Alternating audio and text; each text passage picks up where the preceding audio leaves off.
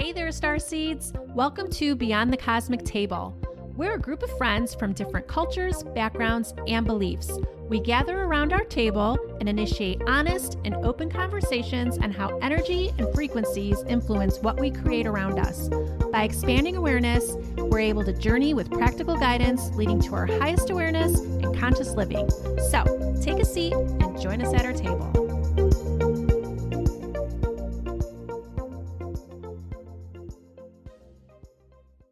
Have you been curious about astral projection, astral travel, remote viewing, and out-of-body experiences? In this discussion, Jami dives into the subtle differences in the various ways we can project our consciousness to have experiences in other places. Also, we do a quick exercise in remote viewing and invite you to join us. Listen in as Dianne starts the conversation with one of her recent astral projection experiences and where the conversation unfolds from there. I recently had an experience where I was almost asleep or right before I woke up, and I would have the experience of I would see an image of like another room in my house or a room at my parents' house or maybe a location at my office. And I could see it as clear as day, but around the outside, it was almost like it was fuzzy. I know we've talked about remote viewing and astral travel on astral projection, but could we cover that again tonight? Because I'm not sure what the situation was for me. Yeah, sure. That's like a really common question too. A lot of people want to know what is the difference. They have these experiences and they don't know, what exactly is going on. And then they look up these terms and they're like, well, what's the difference between, astral travel and astral projection or out of body experience or remote viewing? So I think that's such a common question that people tend to have. So it sounds to me like your experience really was astral projection, which is really the same thing as remote viewing. So I think we can kind of talk about them in the same sense, really. So remote viewing is something that you can find out a lot of information on that because there's a lot of information out there. Because a lot of governments, including our own government, had departments within their intelligence and counterintelligence departments that did remote viewing. So if you guys Google this or research this, you'll find this information. And I think Gaia, if you guys have the Gaia channel, they actually did a whole series on this or a show on this too. They also did a show on out-of-body experiences, which we'll talk about in a minute. But with the remote viewing, it's really where you are projecting your consciousness to another location.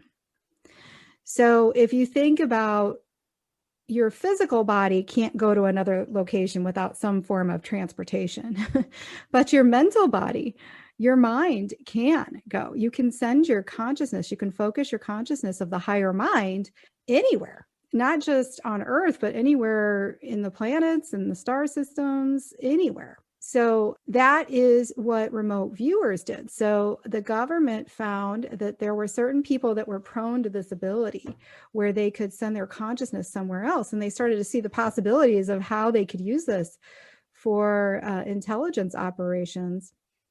And so they would find these people. I don't even know how they located them. I don't know how you go about finding someone like that. I'm sure it was the men in black went out and located people, plucked them out of their homes. But so they took them and they trained them. And what they would do is they would put them in a room and say, okay, here are some coordinates or location coordinates, and we want you to view what's there. Basically, I don't know what their training was like. I don't know what kind of, I think they did a lot of exercises with them to really strengthen their abilities. But they were able to say, go in their minds through astral projection or remote viewing over into Russia, into a certain lab, and see what they were working on. Even I remember watching some documentary about it where one of the remote viewers was able to see documents that were sitting on a desk in another country. Not only that, but have you guys heard of the movie Men Who Stare at Goats? that is based on it. It's a George Clooney movie. It's based on No, that. I It's a haven't true heard of that story. movie. Are you I've heard of serious? that movie, but I never Yeah. watched it. I had no idea it was Thought about you were that. joking. And that was one of the things that they did. They actually removed the vocal cords of goats, and they would stare at goats because what they were doing was causing the goat's heart to stop. And they felt Whoa. that could be a really good thing to do Oh, to use against the enemy. well, that's a little bit different than remote viewing. No, that's what they used remote that's like viewing to do. No, but that's what Telekinesis. they were using remote viewing as well with all that. Oh, interesting. Well, I don't want to kill any goats, but, and I'm sure you guys don't either, because No. we love goats, right? But so remote viewing is not a new concept. And there's scientific data behind it because the government was using it, and not just our government, other governments too. And I bet you they still are, to be honest. I don't think they advertise it these days, but I know it's still going on. So it's a very valid thing that has some research behind it. So the idea is that if you can connect into your non-physical senses, your sense of clairvoyance specifically, but your other senses too, you can stay in your location physically, but mentally go to another location and have a full visual experience and even like a feeling experience using all the senses while you're there. Well, that's what astral projection is. It's the same thing. You're consciously aware of what you're doing. So I use astral projection all the time. And I know other starseed light workers that are also well practiced in that. And so, I can sit in my office and I can meditate and I can send my consciousness somewhere else and connect with my spirit guides or whoever at a different location in space and time. And it sounds like, Dianne, that's kind of what you were doing. You were at home and you were seeing into other locations. But I think it's interesting that you saw it almost like you're looking through a portal and the outside of it, the frame of it was fuzzy. What was interesting is because, I, like you said, we go and talk to our guides and everything, and usually my vision, that mind's eye vision, I guess you'd call it, or what's in your mind's eye, you see, or what I feel, or what I'm getting the messages for. But with this, it's almost like I'm looking with my physical eyes, like, in my head or whatever, and seeing it. So it's so much different than the other experiences. Like I said, I've seen my parents sitting in their chairs, and imagine that you're like thinking, you're like, okay, what are they doing? Why am I here watching them? Yeah. And that's really interesting because part of that sounds like astral projection and part of it almost sounds like an out-of-body experience. There's just kind of subtle differences between these. Typically, if someone has an out-of-body experience, they feel like they are outside of their body and they feel that sense of floating. And mostly, I've never had one, but I've done research on it.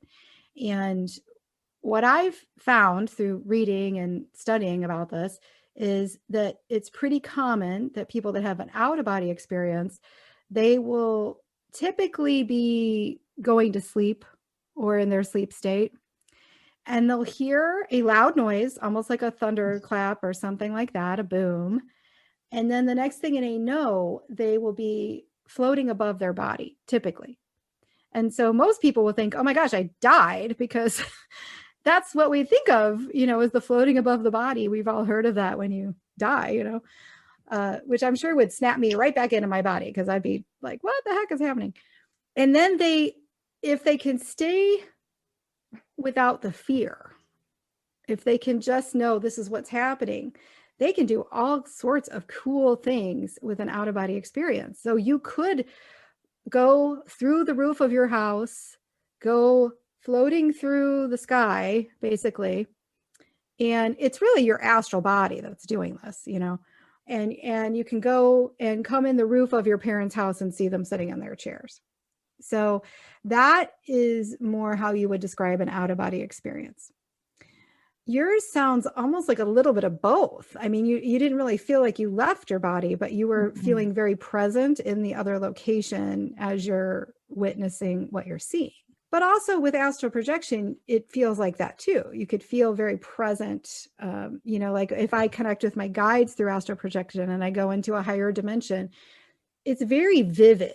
It's all in my mind's eye. I never have really felt like my body was there, but it's very vivid, and I'm having conversations and I'm seeing things and doing things. So, there's just kind of subtle differences between these different aspects of what we're doing with our consciousness. So remote viewing and astral projection are very similar, I would say, because you're very conscious of what you're doing. You're aware that you're sitting at home and you're in your body, but you're seeing all this stuff going on and you're feeling this stuff, but it's all with your non-physical senses. And, you can get information, whether it's from another dimension or whether it's you're seeing into another country or someone else's house. So can you astral project when you're dreaming, like in a dream state? That is what I would call astral travel. So it's a little bit different. And this is why it's so confusing, because first of all, they're so similar and the terminology is so similar. Yeah. With astral travel, my definition of that is what we do when we're asleep. So our astral body travels, and then we interpret what happens during our astral travel, during our sleep, through the subconscious mind. And then that's what becomes our dreams. And then you wake up and you can decode your dreams because you did get a lot of information during that astral travel state. But people that have the dream master archetype, they could do all sorts of cool. I mean, everybody can. They don't have to have that archetype, but it's just more natural for them. Or a lot of times they'll just do it spontaneously, where they might show up in somebody else's dream, or they might witness other people doing things in the dream, or, all this cool dream work, which I know like a lot of you have played around with. Jami, are you going to talk about Seattle? Yeah. Well, I have a hard time remembering, but yeah, we set the intention to, what was it? You, Dianne, and me to meet in Seattle.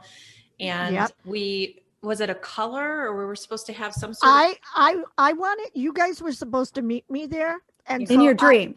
In our dream. And I chose to wear those fisherman yellow pants with the straps, the ones that come up to your armpits, because I wanted something that would be noticeable. Mm-hmm. And I was holding a giant fish. And I remember seeing Kim show up, but she wouldn't cross the street. She stayed on the other side, and she was wearing a dress. And then Danny showed up, and he was just about ready to cross the street. And then he took off running like really fast.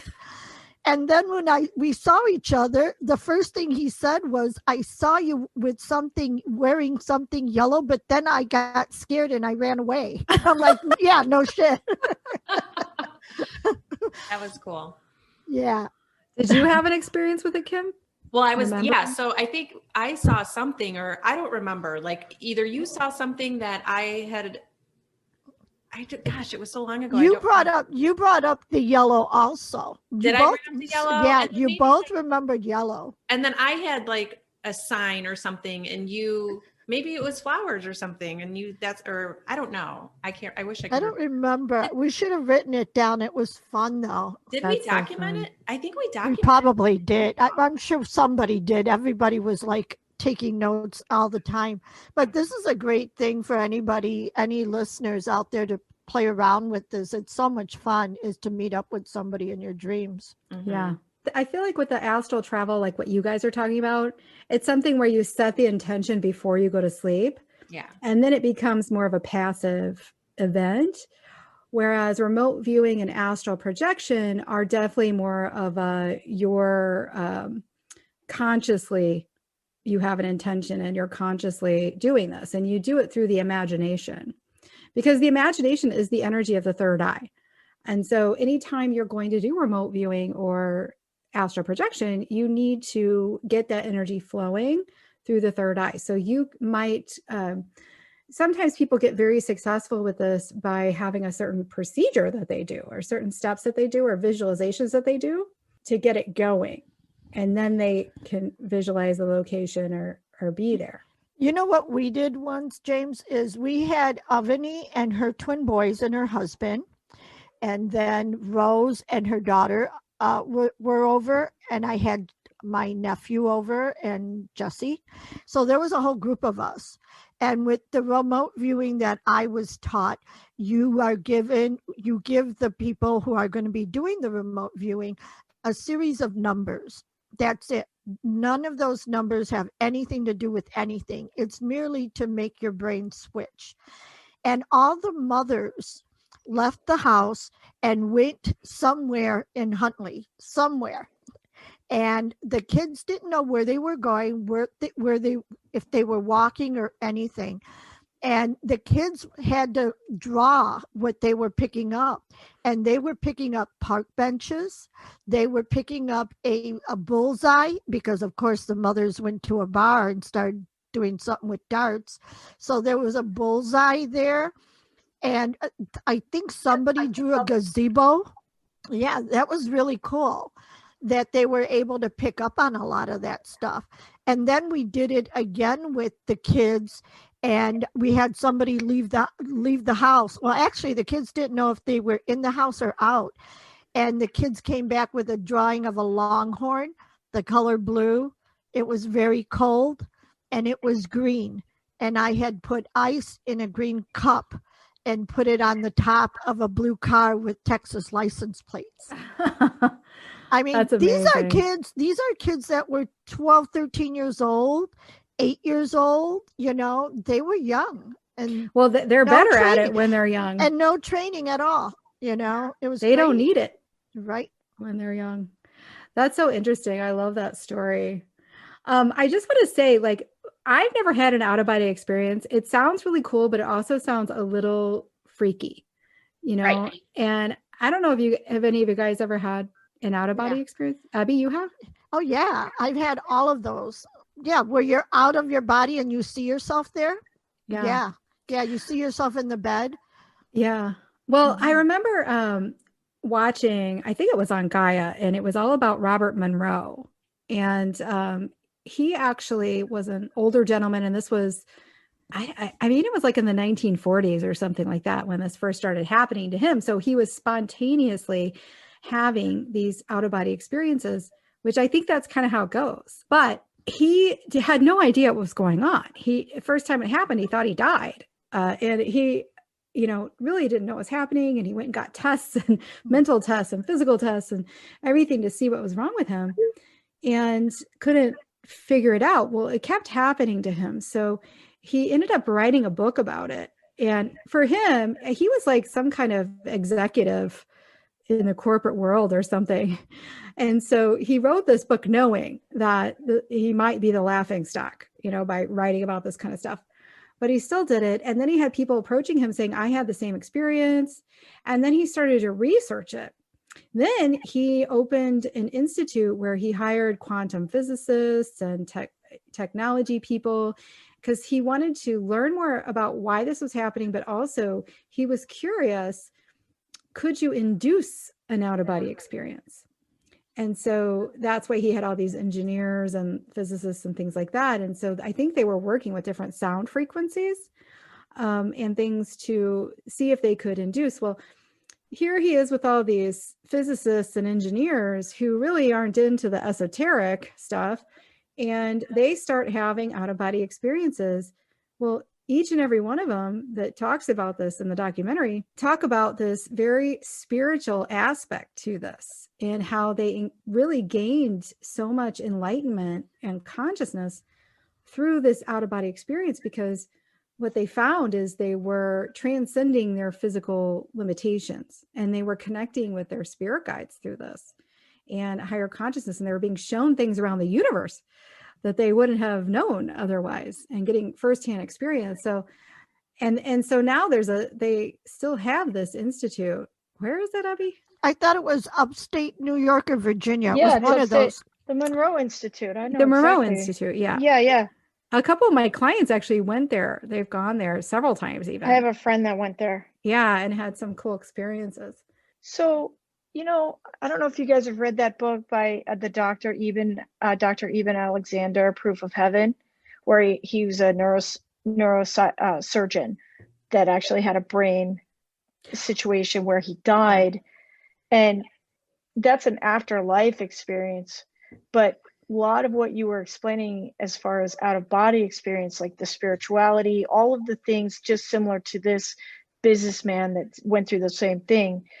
He was a naysayer and then he came back and then had, he saw his sister. It was just really spiritual, and everything that he described was very much what you were talking about. So I didn't know if that was an overlap from afterlife experiences to out of body. I guess it's similar. Yeah, I feel like a lot of near-death experiences can be very similar to out-of-body experiences. And another thing that's really common is that when you die, even if it's just a near-death experience where you die, but you don't stay dead, you come back, or sometimes if you have an out-of-body experience, if you're holding a lot of beliefs or fears, you will have whatever experience you're expecting to have. So let's say someone is a devout believer that when they die, Jesus is going to meet them. That will be their experience when they die. If someone has a lot of fear around it and fears maybe I wasn't good enough, maybe I'm going to go to hell, whatever, they'll have that experience. So it's kind of what you're holding on to is what the original experience will be right away. But then you'll go through a transition. So you'll be kind of gradually assimilated into the astral plane that you are in alignment with, and you'll start your journey in the spirit. With out-of-body experiences, just from my research, because I haven't had one, it's kind of the same thing. So as you're doing this travel out of body, if you're holding a lot of fear, you will come into contact with things that will represent your fear. So maybe you'll be kind of floating and you'll come into contact with some kind of monster, that's representing some kind of fear that you have. Or you'll have a very pleasant experience if you're more in alignment and not holding on to a lot of fear about it. So it's basically your energy is going to be represented in some kind of more physical experience for you. Sometime in the past, you had talked about out-of-body experiences that you basically spend time in the fourth dimension when you're doing that. So I guess my question is, can you have an out-of-body experience in any other dimension? Yes. The fourth dimension is really the mental emotional plane of existence. And within those different astrals, there are different levels of frequency, exist a lot of life forms and a lot of different energies and things like that. And we don't really want to play around in there. We really, that's our mental plane that we want to use to hopefully then get into a higher dimensional aspect of our own consciousness.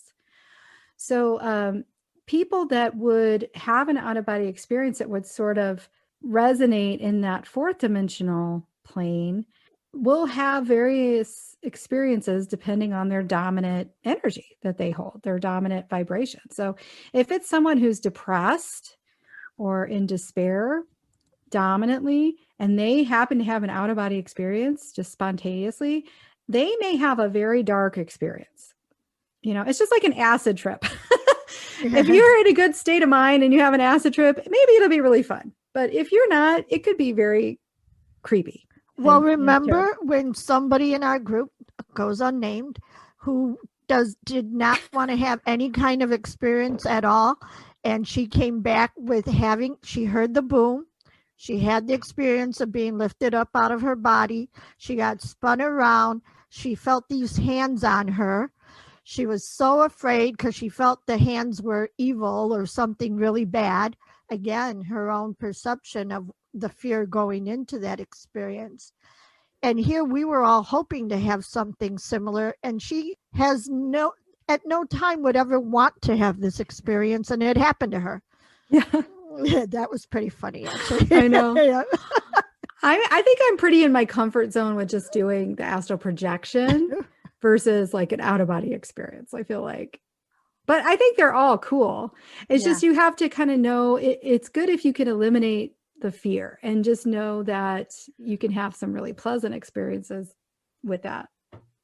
What about lucid dreams? Because when I had my first reading with you, you said that I was a dream master and that I could astral travel and astral project. And I didn't know the difference between the two. But now that you're describing astral travel, like how is that different than, because I've had a lot of lucid dreams in the last couple of years, which are so fun.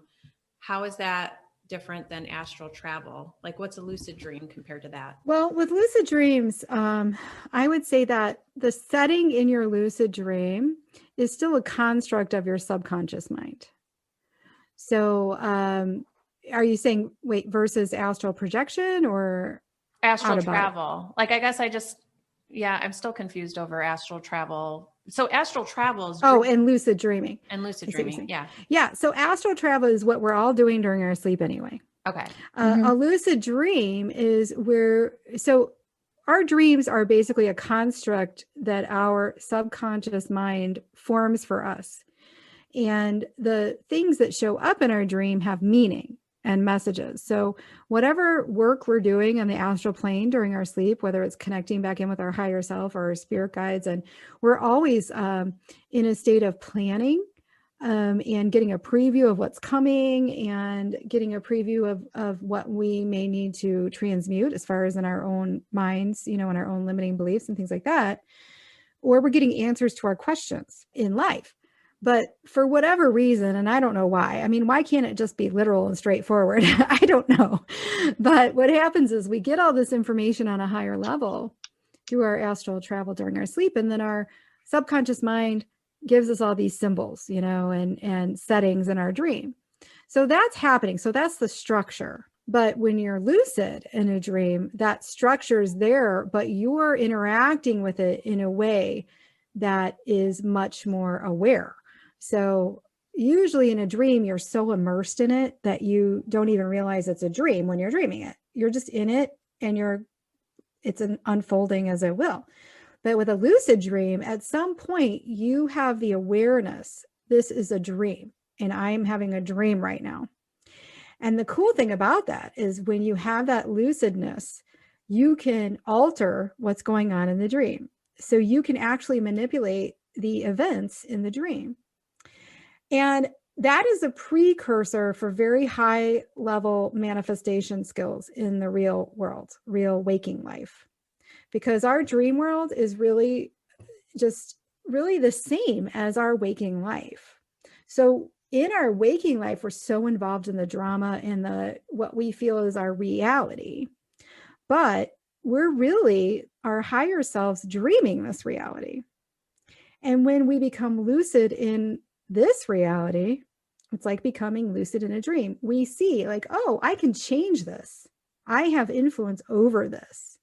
So if I don't like the circumstances, I have the power to very easily and quickly change it, just like we do in a lucid dream.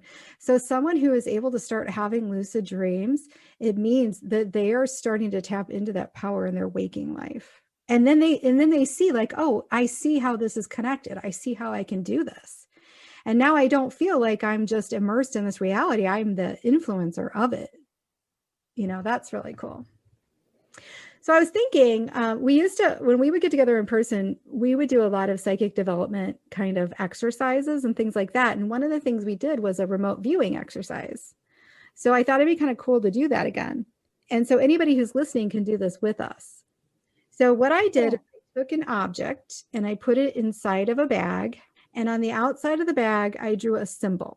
So what we can do is I'll have everybody that's on the call here take a moment to try to just kind of quiet your mind and use your third eye or whatever intuitive abilities you have and kind of tune in to try to focus and locate the bag at Jami's house and see if you can see what is the symbol on the outside of the bag. Maybe you'll see the shape or the symbol or the color of the symbol. And then there's an object inside the bag. So you're going to just try to use your intuitive abilities to see what comes to you. Can you see, what kind of object is it? What color is it? What shape is it? A smell, a taste, whatever comes to you. And really the key is just to play around with this. So don't take it too seriously. Just let your imagination go. And then the first thing that comes to you. So you don't want to really think about it. You want to just let your consciousness in your mind go to Jami's house, even if you don't know my house, or where I live or anything like that, which most of you don't, but just set your intention that you're going to go and you're going to hone in on this bag at Jami's house, and you're going to see the symbol on the outside, and you're going to see or know, some people don't see, but they'll get a feeling, or they'll see maybe just a color, or they'll know a color, and just see kind of what details come to you. Or maybe somebody will get a word just come to them. It's going to take a minute. So I know we're going to take a little bit of silence, but we're going to cut it out. And then for people that are listening, pause the podcast right now and then take a moment to kind of do this. And then I'll reveal what was in the bag when we're done. So what we're doing with this is remote viewing or astral projection, either one. So you're just going to send your consciousness over here and see if you can tune into any of it. All right, ready? We're going to do that now. All right, you guys. So how do you guys want to do it? Do you want to share what you got, or do you want me to reveal and then you can tell me if you got something close to that? We should say what we came up with. And Okay. Then you reveal. All right. Who wants to go That first? Kim? Well, I was having thoughts and visions as you were just talking about it. So even before we went into silent mode, and then I just got a little more detail, but I was seeing like green or blue or bluish green colors, triangle or pyramid. Oh my God. And then smooth. Oh my That's God. what I got. That's what I got. I got a pyramid, purple, and I saw the money. I Oh saw my- the A money green, symbol. a triangle that I wasn't sure if it was a pyramid, but it was definitely a triangle, green, red, smooth, and round. Wow. That's cool. Is it in your kitchen? Where's your bag? In the kitchen? No, it's in here in my office. Coffee with me. bar. No, okay. Anybody I got else? white. I had blue, crystal, and infinity symbol. Wow. Anybody else? Susan? I saw your pyramid in the bag. The pyramid, the pyramid thing that's on your window in the bag. Oh. It's obviously not in the bag, it's on the still window. there. So nice try, Mels. So it's not the But I pyramid that saw- was in the window. So on the bag, I drew a green star. So I think that's why you guys are picking up the green and the triangle, because it was a star, which has a triangle shape in it. And then inside the bag was a lemon. Ah, Interesting. ah. So you guys were picking up, it seems like mostly on the shape that was on the outside of the bag, I would say, more than anything. Probably. But these are just fun practice. And the more you practice, the more you hone the skill and the better you get at it. It's like any other skill that you want to hone. You have to practice. So I think it'd be fun to do more of these kind of recordings where we do some of the games that we would do with our, practicing the different psychic abilities and things like that. Yeah, that definitely would be. Mm-hmm. So I did we kind of cover everything we wanted to cover with the different terminology and everything? I think so. Yeah. Yeah. That was really helpful. Thanks for covering all that. Yeah, and we'll talk. There's so many different ways to use these astral projection, remote viewing, all that in very practical ways, and also in ways that will help you manifest things that you really want to manifest. And so we'll talk about, like another time, we'll talk about quantum jumping, which is a form of astral projection where you literally move yourself into a different timeline, and it's a timeline where you're living the way you want to be living in whatever way. Kim's got a great story about that. So we'll talk about that in another episode. Awesome. I can't wait to share that. All right, guys. Well, thank you.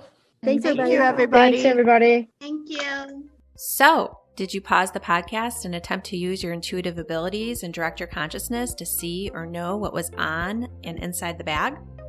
If so, were you close to seeing what she had in there? What was your experience? Share with us by visiting our Instagram and commenting on the post for this episode.